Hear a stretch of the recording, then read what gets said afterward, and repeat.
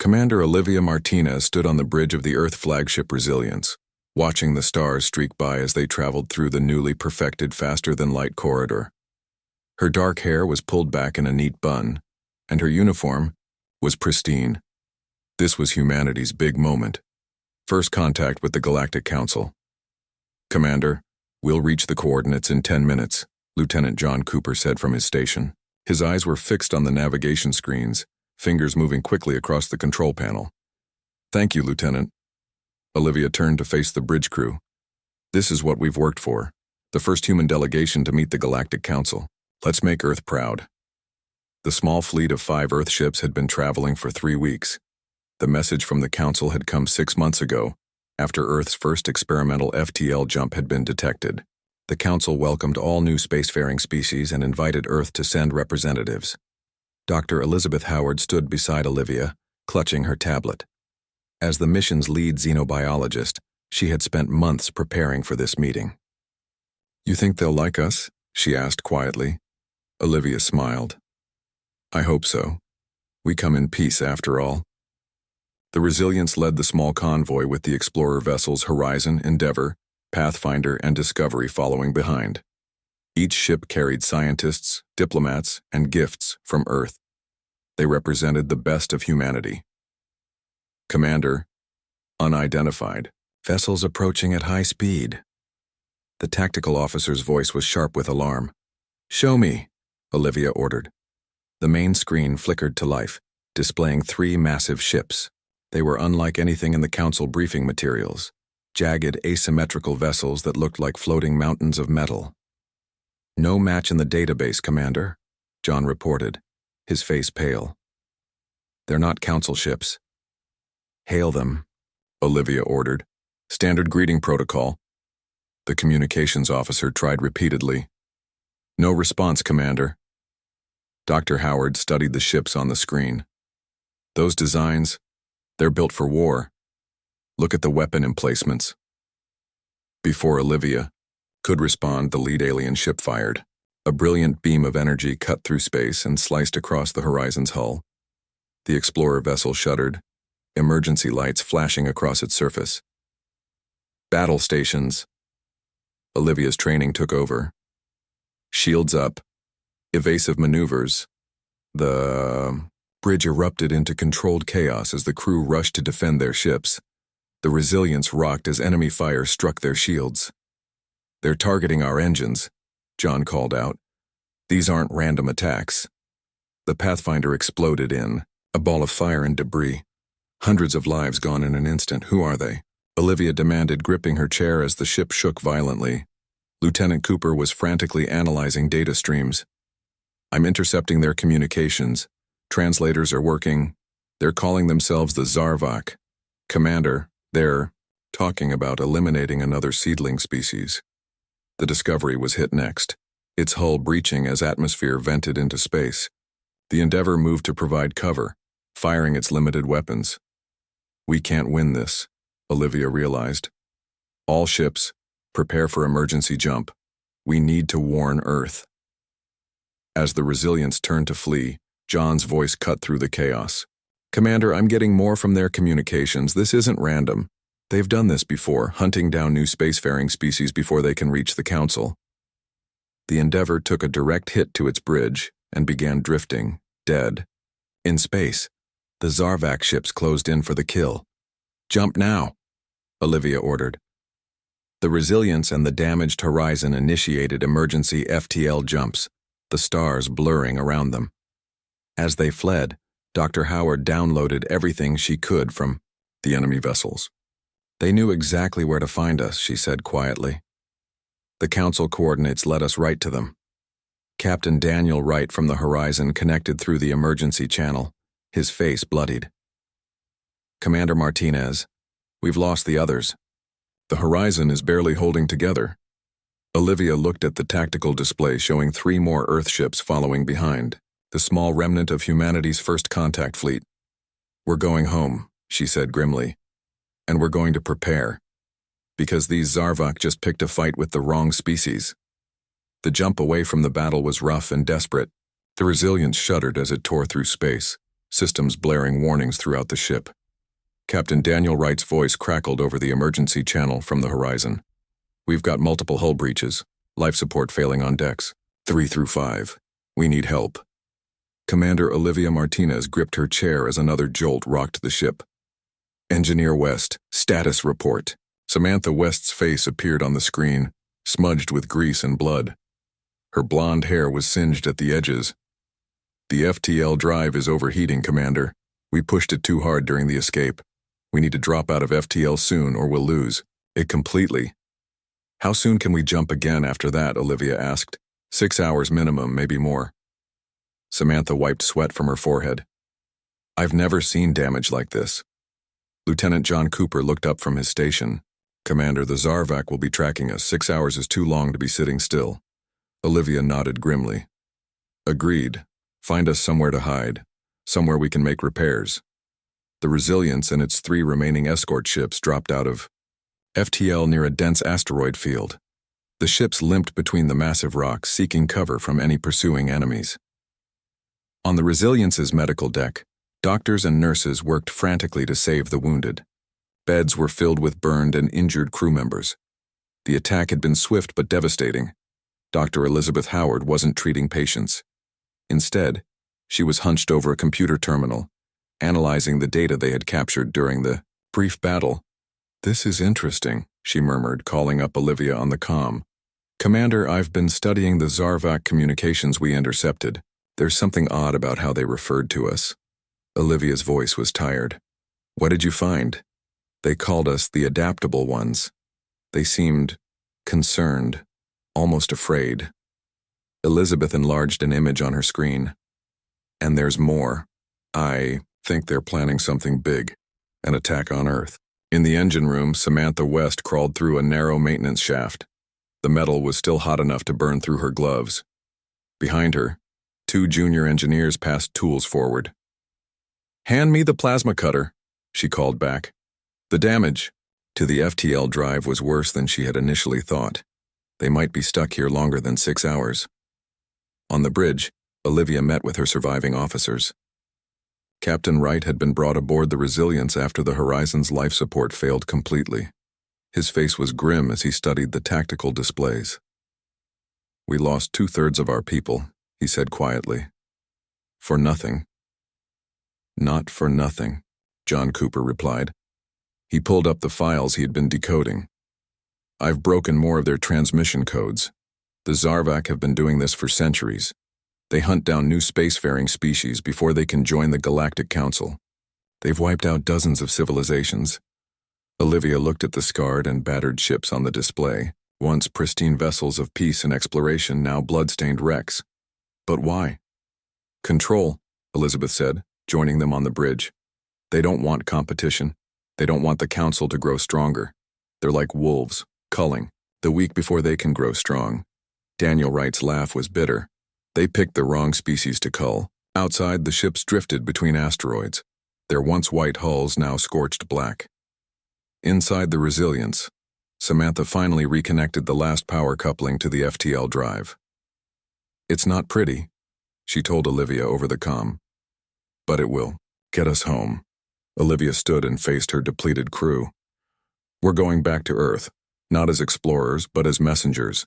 Humanity needs to prepare for war. The damaged ships slowly pulled away from the asteroids, their engines glowing weakly. Behind them, sensor arrays picked up the first signs of pursuing Zarvac vessels. They're following us, John said quietly. Let them, Olivia replied. They'll learn what happens when you corner humans. The Earth Defense Council chamber was silent after Commander Olivia Martinez finished her report. The large room was packed with military leaders and government officials from around the world. Holograms of the destroyed ships and the alien Zarvac vessels floated above the central table. Admiral Gregory Patterson stood up slowly. His weathered face showed no emotion, but his eyes were hard. You're certain they're following you back to Earth? Yes, sir, Olivia replied. Our last sensor reading showed at least 5 Zarvac ships on our trail. We lost them temporarily in the Kuiper Belt, but they'll find us. How long do we have? Asked a woman at the far end of the table. This is Maya Russo, our chief strategic analyst, Admiral Patterson explained. Maya pushed her glasses up. Based on the speed and tracking abilities Commander Martinez described, I estimate we have 3 months, maybe 4, before the Zarvak reach Earth. The room erupted in worried voices. 3 months was not enough time to build a proper defense fleet. Earth had only a dozen ships with FTL capability, and most of those were science vessels, not warships. Admiral Patterson raised his hand for silence. Dr. Phillips, what about weapons? Dr. Alan Phillips stood up. He was Earth's leading weapons developer. We can retrofit our existing ships with improved weapon systems. The data Lieutenant Cooper brought back on Zarvak shield frequencies will help us design more effective weapons. Kevin Martinez, Olivia's brother and first officer on the Earth defense ship Defiant, spoke next. We need to be smarter, not just stronger. The Zarvak ships are bigger and more advanced, but they have weaknesses. What weaknesses? Admiral Patterson asked. They're predictable, Kevin explained. From the battle footage, their attack patterns follow strict protocols. They don't adapt quickly to unexpected situations. Olivia nodded. That's why they fear us. Dr. Howard's analysis suggests they consider human adaptability dangerous. They've been eliminating adaptable species across the galaxy before they can join the Council. Maya Russo pulled up more holograms showing Earth's defensive capabilities. We need to unite our resources. No single nation can face this threat alone. For the first time in human history, every country agreed to work together. Old enemies became allies against this new greater threat. Factories around the world stopped making cars and started making ship parts. Scientists shared secrets they had kept for decades. Dr. Phillips and his team worked day and night to develop new weapons based on the Zarvak technology they had observed. Samantha West led the engineering teams that installed these weapons on Earth's small fleet of ships. The energy requirements are massive, Samantha explained during a briefing, but we found a way to channel more power to the weapon systems. As the weeks passed, Earth cities began to change. Underground shelters were built. Food and supplies were stockpiled. Everyone knew what was coming. Kevin Martinez developed a new battle strategy, one that used Earth's smaller ships in ways the Zarvak wouldn't expect. They'll come in with standard attack formations, he told the Defense Council. We'll hit them from angles they won't anticipate. It's risky, Admiral Patterson said. Everything about this is risky, Kevin replied, but it might work. 3 months after the Resilience returned to Earth, the long-range sensors detected the Zarvak fleet entering the solar system. There were not 5 ships as feared, but 20. In orbit around Earth, the 12 ships of the human defense fleet prepared for battle. Their hulls gleamed with fresh paint and new weapon systems. On the bridge of the Resilience, now the fleet's flagship, Olivia Martinez looked at the faces of her crew. This is not how we wanted to join the galactic community, she said. But today we fight not just for Earth but for every species these Zarvak have hunted. Today we show them that humans don't go quietly. Admiral Patterson's voice came through on all ships. Defense fleet, prepare for engagement. May God help us all. The Zarvak ships approached, their massive forms blocking out the stars. The battle for Earth was about to begin. The Zarvak fleet spread out as it approached Earth, massive ships moving into attack formation. From her position on the Space Station Command Center, Admiral Patricia Nelson watched the enemy advance on the main screen. They're following standard attack patterns, she said. Just as Kevin predicted, Earth's 12 ships looked tiny compared to the 20 Zarvak vessels. The odds were terrible, but humanity had no choice but to fight. All ships, move to defensive positions, Admiral Nelson ordered. Remember your training. On the bridge of the Resilience, Commander Olivia Martinez felt a strange calm. Engine room, are we ready? As ready as we'll ever be, Samantha West replied from engineering. The ship's engines had been modified with new technology, making them faster and more maneuverable than before. The first Zarvak ship fired, a beam of energy cutting across space toward Earth. One of the human ships, the Defender, moved to intercept, its new shields absorbing the hit. All ships engage, Admiral Nelson commanded. Earth's fleet split into 3 groups moving in patterns that seemed chaotic but were carefully planned. The Zarvak ships continued their methodical advance, firing in predictable sequences. The battle raged across Earth's orbit. 2 human ships were destroyed in the first hour, but they took a Zarvak vessel with them. The remaining Earth ships darted between the larger alien vessels, firing at weak points identified in Lieutenant Cooper's data. On the medical deck of the Resilience, Chief Medical Officer Lisa Taylor worked frantically as wounded crew members were brought in. A hit to the ship had ruptured part of the lower deck and people were badly injured. "I need more blood and pain medication," she called to her assistants. Her hands were steady despite the ship rocking from another hit. At the communication station, Eric Johnson monitored the Zarvak transmissions. "Commander, I'm picking up new orders from their lead ship. They're changing formation." John Cooper looked up from his station. "That's not in their standard playbook. They're adapting." Olivia gripped her chair as the ship shook from another hit. "Send the new formation data to all ships. We need to adjust." The battle grew more intense. 3 more human ships were destroyed, but they managed to take down 4 more Zarvak vessels. The space around Earth was filled with debris and the flashes of weapons fire. "They're targeting our command ships now," Eric reported, listening to the enemy communications. "They've identified the Resilience as our coordination center." Suddenly, 3 massive Zarvak ships broke from their formation and headed straight for the Resilience, their weapons charged, ready to destroy Earth's flagship. "Evasive maneuvers," Olivia ordered. The Resilience twisted in space, narrowly avoiding the first volley of fire, but the Zarvak ships kept coming. "We can't outrun them," John said, his face grim. Then, from behind the moon, Captain Richard Hayes brought the Valiant and 2 other ships into the fight. They had been hiding, waiting for this moment. "Surprise!" Richard's voice came over the comm as his ships hit the Zarvak vessels from behind. The unexpected attack confused the Zarvak. Their rigid battle plan didn't account for ships appearing from hiding places. 2 of their vessels collided as they tried to turn and respond. "Now's our chance," Admiral Nelson said over the fleet-wide channel. "All ships target their command vessel."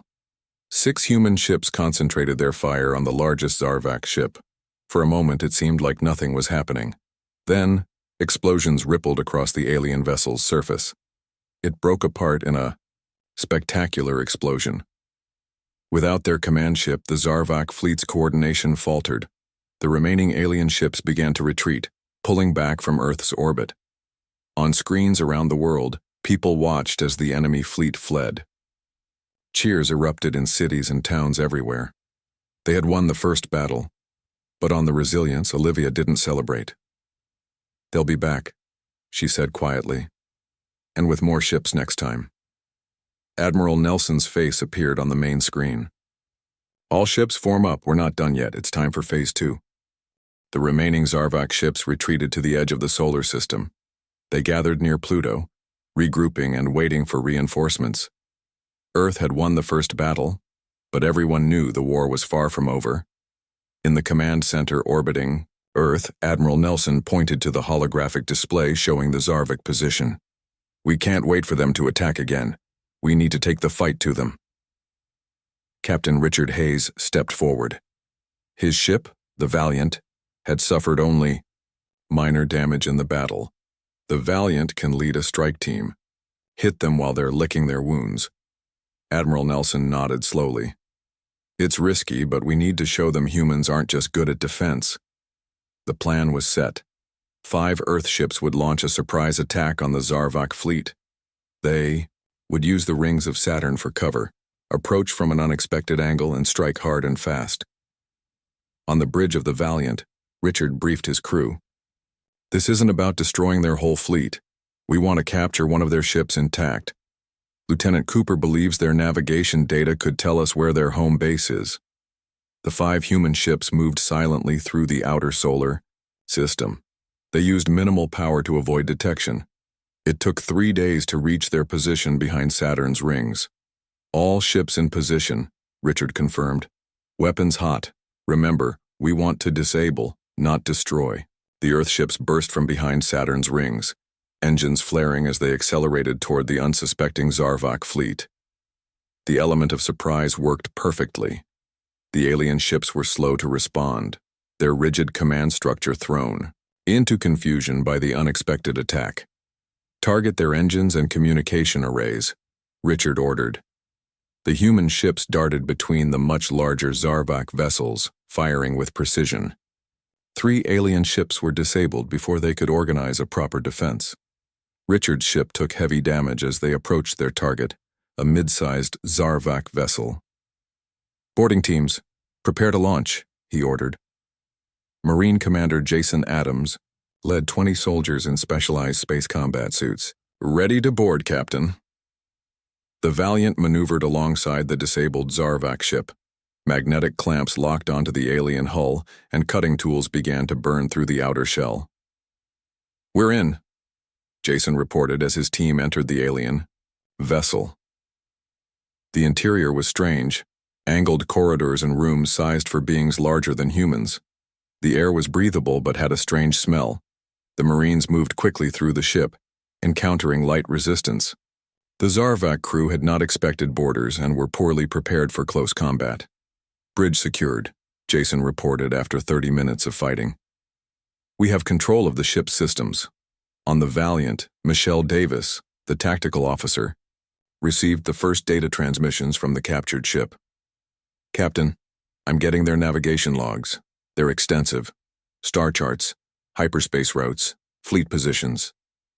Richard leaned over her shoulder, studying the data. What's this cluster of signals here? Michelle zoomed in on an area of space far from Earth. That appears to be their home fleet. And look at these other markers. They're all labeled as cleansed worlds in their language. Worlds they've attacked before Earth, Richard said grimly. How many? Dozens, sir. Going back centuries. On the captured Zarvak ship, Jason's team made another discovery. Captain, we've found their communication logs. They've been reporting to someone outside their own command structure. Who? Richard asked. We're not sure yet. But they mention a council patron multiple times. Richard's face darkened. The Galactic Council. Someone there is working with the Zarvak. The remaining Zarvak ships began to move, attempting to recapture their lost vessel. Richard ordered an immediate withdrawal. All boarding teams return to ships. We have what we came for. The 5 human ships fought their way free, protecting the Valiant as it carried the precious data back toward Earth. They had lost 1 ship in the battle, but the information they gained would change everything. Set course for Earth, Richard ordered. Admiral Nelson needs to see this immediately. The Zarvak aren't acting alone, and we need to take this evidence to the Galactic Council itself. The Earth Defense Council meeting room was silent as they viewed the evidence from the captured Zarvak ship. The star maps showed dozens of destroyed civilizations. The communication logs proved that someone within the Galactic Council was helping the Zarvak find and eliminate new spacefaring species. We need to take this to the Council directly, Admiral Patterson said finally. We need to expose this conspiracy. The Council station is 7 light-years away, Admiral Nelson pointed out. And we only have 8 ships left that can make the journey. 8 will have to be enough, Commander Olivia Martinez said. She had recovered from her injuries and was ready to lead again. We can't wait for the Zarvak to bring reinforcements. We need to act now. Ambassador Nicole Wilson, Earth's most experienced diplomat, studied the alien communication logs. If we go to the Council, we need irrefutable proof. They've existed for thousands of years. They won't take the word of a new species over one of their established members. The proof is in the Zarvak ship we captured, Michelle Davis said. We can bring it with us. The plan was set. Earth's 8 remaining warships would escort the captured Zarvak vessel to the Galactic Council station. They would present their evidence and demand action against the Zarvak and their Council allies. Preparation for the journey took 2 weeks. The ships were repaired as best as possible. Their hulls still showed the scars and burns from the battles they had fought. Engineers couldn't replace all the damaged hull plates, so they patched what they could. On the day of departure, Commander Martinez walked through the Resilience, inspecting the ship. The corridors were dimmer than before, with power diverted. 2 essential systems. Crew members nodded to her as she passed. They all showed signs of their recent battles. Bandages, tired eyes, determined faces. Are we ready? She asked Samantha West in engineering. The chief engineer wiped grease from her hands. The engines will hold. We've integrated some Zarvak technology to boost our speed. We should reach the council station in 6 days. Security Chief Ben Rodriguez joined them. I've stationed guards throughout the ship. If there are council spies, among the Zarvak there might be spies among us too. The 8 Earth ships formed up around the captured Zarvak vessel. On the bridge of the Resilience, Olivia looked at her crew. This mission is different from our first attempt to reach the council, she said. Last time, we went as guests. This time we go as accusers. The journey won't be easy. The council station is deep in space, controlled by species that have never seen humans before. Ambassador Wilson stood beside her. I've studied the council protocols. They must grant us a hearing if we come in peace, but we need to be careful. We don't know which council member is working with the Zarvak. The fleet left Earth's orbit, accelerating to FTL speed once they cleared the solar system. For 6 days, they traveled through the darkness of space. Twice they detected unknown ships following them, but the vessels kept their distance. On the 6th day, they dropped out of FTL near the Galactic Council station. It was enormous. A massive ring-shaped structure orbiting a blue star. Hundreds of ships from dozens of species moved around it like bees around a hive. It's beautiful, John Cooper said softly. And possibly corrupt, Olivia reminded him. The Earth fleet approached slowly, their weapons powered down but shields raised. The scars on their hulls were clearly visible. Burn marks from energy weapons, patches over holes, bloodstains that couldn't be cleaned from inside the windows. Ambassador Wilson sent the standard greeting to the station. This is Ambassador Nicole Wilson of Earth, requesting an emergency audience with the full Galactic Council. We bring evidence of crimes against multiple species. There was a long pause before the council station responded. Human vessels, you, are unexpected. The species Earth is not registered with the council. We tried to register, Olivia said bitterly. Your friends, the Zarvak, prevented that.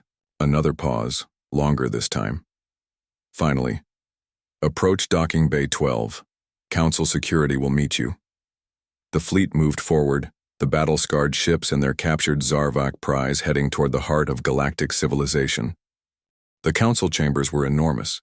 The ceiling arched high above, decorated with star maps and symbols from 100 different species. Raised platforms circled the central floor, each holding delegates from member worlds. Commander Olivia Martinez led the human delegation into this impressive space. Ambassador Nicole Wilson walked beside her, followed by Lieutenant John Cooper, Technical Specialist Ryan Scott, and Security Chief Ben Rodriguez. They all wore formal uniforms, though the burns and patches were still visible, a deliberate choice to show what they had endured. The council members stared at the humans with mixtures of curiosity, surprise, and in some cases clear hostility. Many had never seen humans before.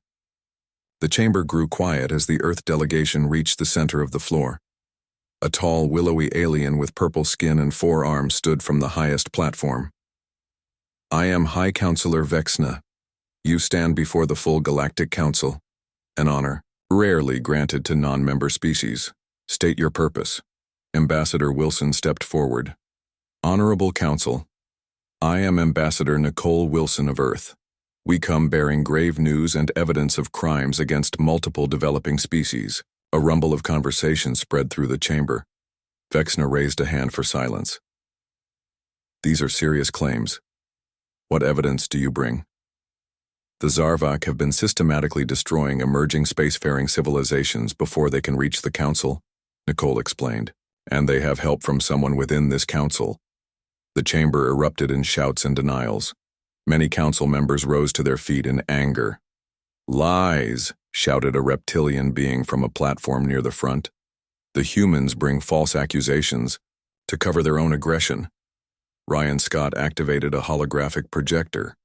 Above the human delegation, images appeared showing the Zarvak attack on Earth's first contact fleet. This was our peaceful mission to meet the council, Olivia said, her voice carrying across the chamber. The Zarvak intercepted us at the coordinates we were given.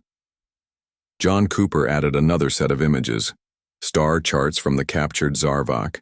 ships showing dozens of destroyed civilizations. Each of these marks represents a species wiped out before they could join you, he explained. The pattern goes back centuries. A blue-skinned council member leaned forward. These could be fabrications. Why should we believe a species we've never met before? Because we brought proof. Ryan Scott pressed another button on his device.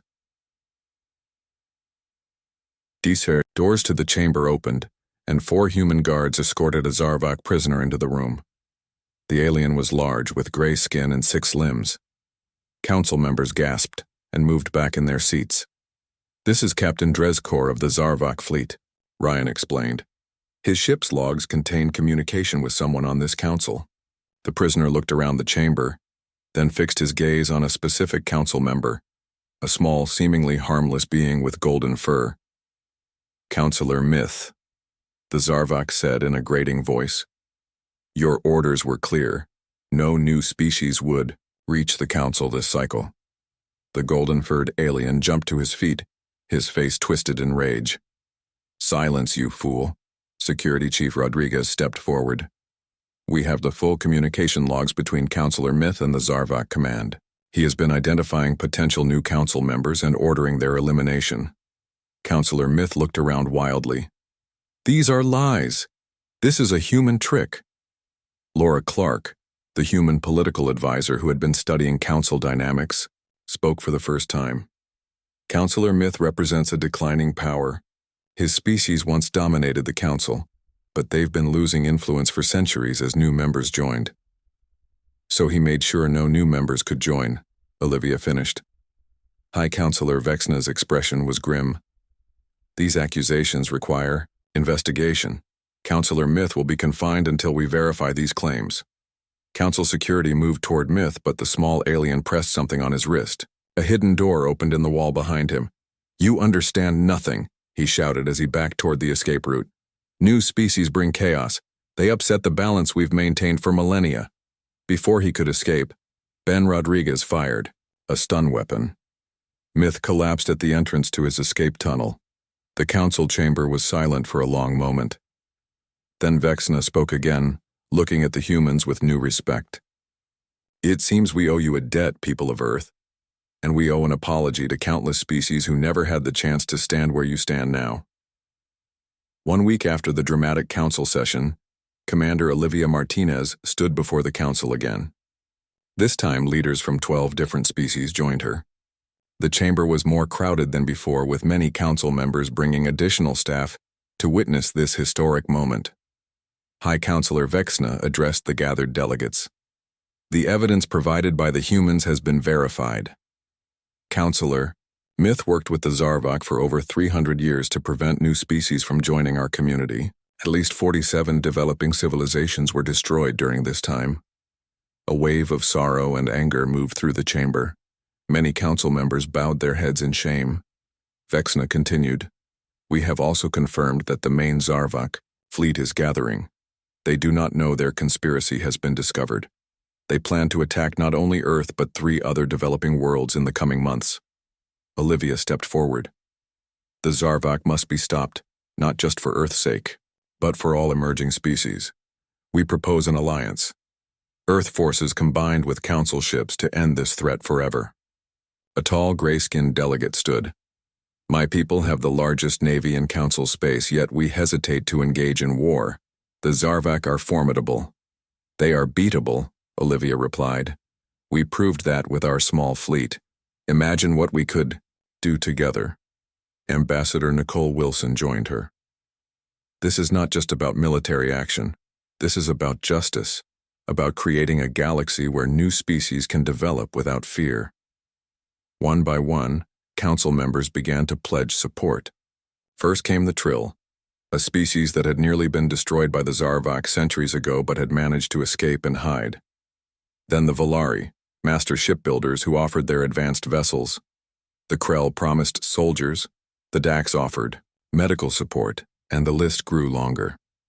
Ryan Scott displayed a tactical map showing the combined forces they could assemble. With this fleet, we can prevent the Zarvok from ever threatening another world. As the planning continued, Admiral Patterson arrived from Earth with news. The Zarvak sent a smaller fleet to attack Earth again while we were here. They thought we'd left our home defenseless. The council members looked concerned, but Patterson smiled. They were wrong. Our remaining ships, using the tactics we developed, destroyed the attacking force completely. Earth is safe for now. The news brought cheers from the human delegation. Their sacrifice and journey had not been in vain. High Counselor Vexna approached Olivia privately after the session. In all my years on the council, I have never seen a species make such an impact so quickly. You arrived in damaged ships, covered in the blood of your battles, yet you came not for revenge but for justice. That's what humans do, Olivia replied, simply. We protect our own, but we also stand for what's right. 3 days later, the combined fleet prepared to depart. Earth ships, now repaired and resupplied, flew alongside massive council vessels. Their mission? To find and neutralize the Zarvak home fleet before it could threaten any other worlds. On the bridge of the Resilience, Olivia looked at her crew. They had come so far from that first, disastrous contact. John Cooper was at his station, analyzing Zarvak communications. Samantha West had engineering running at peak efficiency, and Dr. Elizabeth Howard was busy studying data from their new allies. Commander, said the communications officer, we're receiving messages from dozens of species who've heard about what happened. They've been hiding, afraid to develop space, travel because of the Zarvak. They're asking if it's safe to come out now. Olivia smiled. Tell them it will be soon. Tell them humanity says hello. As the fleet moved out, the blood-stained ships of Earth led the way, no longer alone in the vast darkness of space. Behind them, the council station gleamed, forever changed by the day humans showed up with battle scars and a warning that saved the galaxy.